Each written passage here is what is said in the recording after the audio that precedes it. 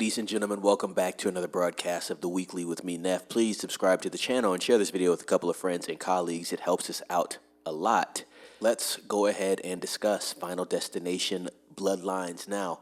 I have not seen the movie yet. I'm going to be watching it tonight, and I'll have my review up at least by tomorrow morning to let you know what I thought about the film. I've heard a lot of good things about it. Going to look at some Rotten Tomatoes scores, some reviews, and we're going to look at some box office projections for the film as well as the budget for the film. Let's look into it. And so once again, Warner Brothers strikes. They had a Minecraft Movie Centers, which is doing good, was in IMAX again this week and this weekend as of right now.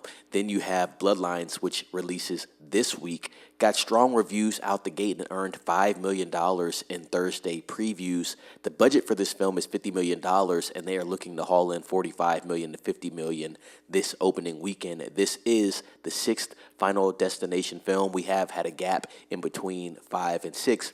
I think for the most part, this film was marketed towards millennials and Gen Xers. As we know, these films do have a niche fan base, and I feel from a marketing standpoint and from the creativity standpoint, they were targeting those two demographics to get them back in the theater to watch these films. Don't think they were targeting anybody else.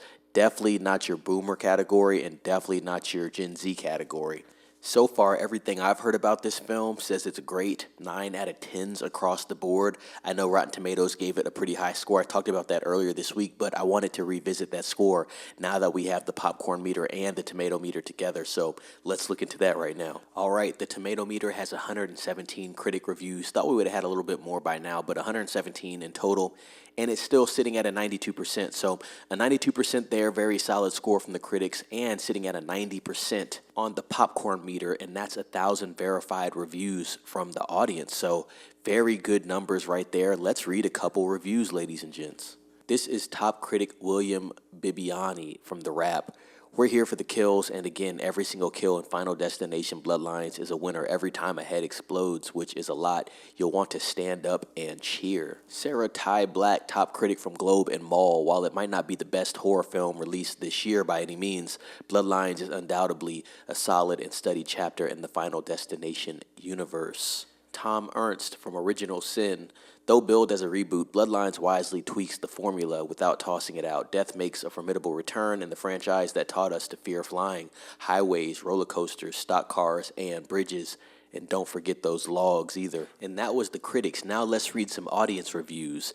Diego V, if you are a fan of the Final Destination series, it's a worthy modern upgrade. 4 out of 5 stars. Exodus, much better concept than the originals. 3.5 out of 5 stars. Elijah, I can't stop watching it. 5 out of 5 stars. So it seems to be positive from both sides there. As I said, I'm going to be watching this film tonight.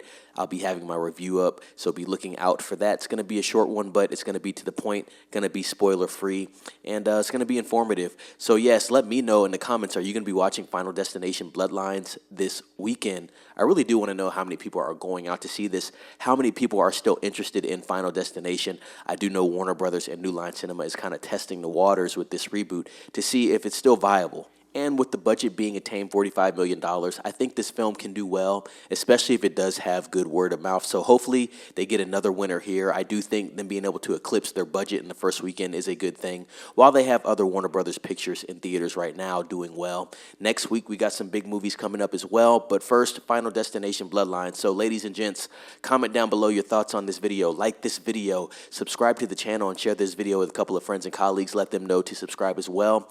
Be safe. It's Neff signing off.